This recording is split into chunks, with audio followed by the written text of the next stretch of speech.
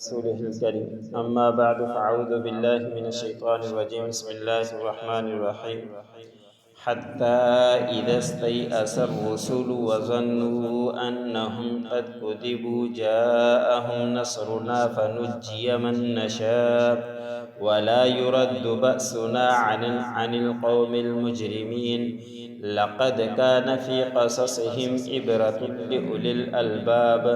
ما كان حديثا يفترى ولكن تصديق الذي بين يديه وتفصيل كل شيء وهدى ورحمة لقوم يؤمنون۔ سورۃ یوسف کا درس چل رہا تھا، آج اس کی آخری 2 آیات تلاوت کی گئی۔ سورۃ یوسف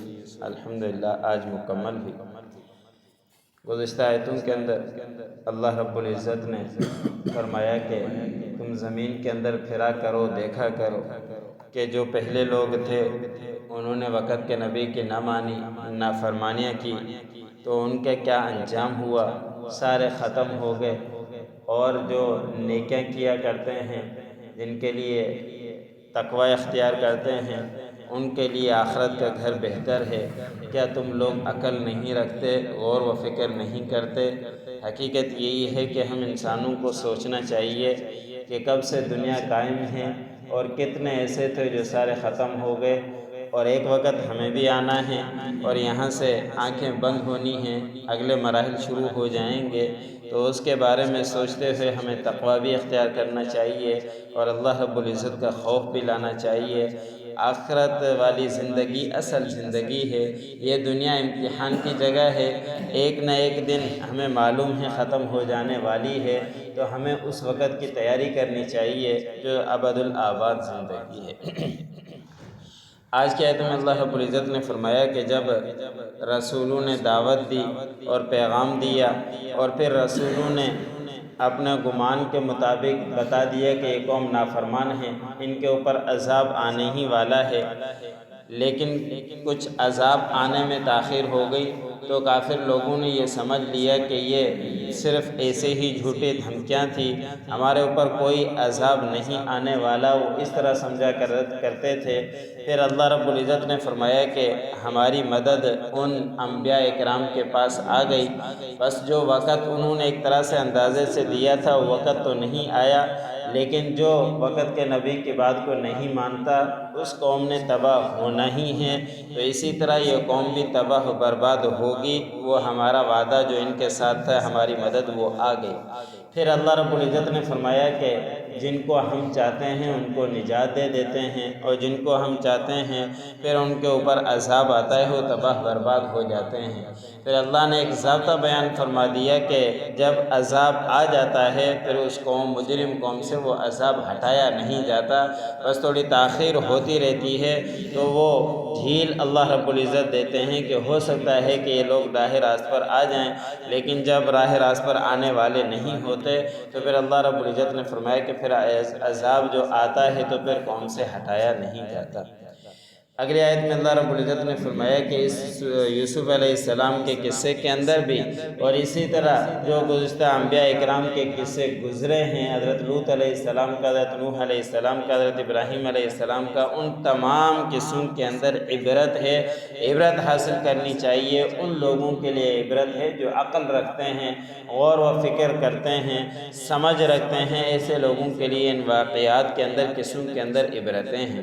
اللہ رب العزت صرف قصے بیانی نہیں فرماتے بلکہ اس کے اندر عبرتیں ہوا کرتی ہے، وہ عبرتیں ہمیں حاصل کرنا چاہیے۔ جس طرح کہ یوسف علیہ السلام کے واقعے کے اندر عبرت یہ ملتی ہے کہ یوسف علیہ السلام نے صبر کیا، ان کے بھائیوں نے ان کو پریشان کیا اور ان کو کنویں کے اندر پھینک کر آگے مطمئن ہو گئے، لیکن اللہ رب العزت نے ان کو پہلے وزیر خزانہ بنا دیا، پھر ملک کا وزیر اعظم بنا دیا۔ یہی بھائی پھر حضرت یوسف علیہ السلام کے سامنے ہاتھ جوڑ کر کھڑے ہو گئے کہ ہم پریشان ہیں، ہمارے اوپر صدقہ کیجئے۔ تو اس طرح کے کتنے واقعات ہیں جو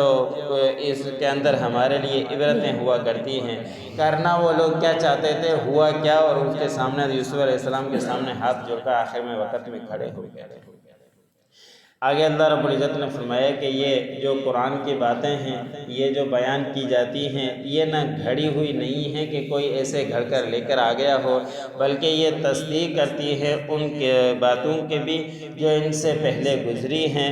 اور ہر چیز کی تفصیل ہے اس قرآن پاک کے اندر۔ معاملات ہوں، معاشرت ہوں، رہن سہن ہوں، ہر چیز کے آداب اللہ رب العزت نے قرآن پاک کے اندر بیان فرما دیے، لیکن اس کو کوئی دیکھے، اس کے اندر غور و فکر کرے تو ہر تفصیل اس کے اندر موجود ہے۔ اور آج کل تو تفسیریں سمجھنا تو مشکل ہوتی ہے، لیکن آسان تفسیریں بھی علماء اکرام نے لکھ لی ہے، وہ تفسیر ہم رکھنے کی کوشش کریں، تھوڑا تھوڑا یومیہ اس کو پڑھنے کا ماحول بنائیں۔ شیخ الاسلام حضرت مولانا مفتی تقی عثمانی صاحب دامت و برکاتہم العالیہ نے ایک تفسیر لکھی ہے جو عام فہم ہے، جس کا نام ہی آسان ترجمہ قرآن ہے۔ آسان ترجمہ قرآن کے نام سے ہے، مختصر سی تشریح ہے، اس کے اندر آسان سا ترجمہ ہے، مختصر تشریح ہے، وہ رکھنی چاہیے، تھوڑا تھوڑا پڑھتے رہنا چاہیے۔ اس کے اندر ہر چیز، قرآن پاک کے اندر ہر چیز اللہ رب العزت نے تفصیل کے ساتھ بیان فرما دی ہے، جس کا خود اللہ رب العزت نے قرآن پاک کے اندر بھی بیان فرما دیا۔ اور یہ قرآن پاک اللہ نے فرمایا کہ ہدایت بھی ہے اور رحمت بھی ہے اس قوم کے لیے جو ایمان لاتے ہیں۔ حتیٰ اذا استیأس الرسول، یہاں تک کہ جب نا امید ہو گئے، مایوس ہو گئے رسول، وظنوا انہم قد کذبوا، اور ان لوگوں نے گمان کیا کہ یہ ہمیں جھوٹی دھمکیاں دی جاتی تھی، جاءہم نصرنا، یہاں تک کہ ان کے اوپر ہماری مدد آ گئی، فنجی من نشاء، بس ہم نے نجات دی جس کو ہم چاہتے ہیں، ولا يرد بأسنا عن القوم المجرمین، اور پھر ہمارا عذاب مجرم قوم سے ٹالا نہیں جاتا۔ لقد كان في قصصهم عبرة لأولي الألباب، تحقیق ان کے قصوں میں عبرت ہے اے عقل مندو۔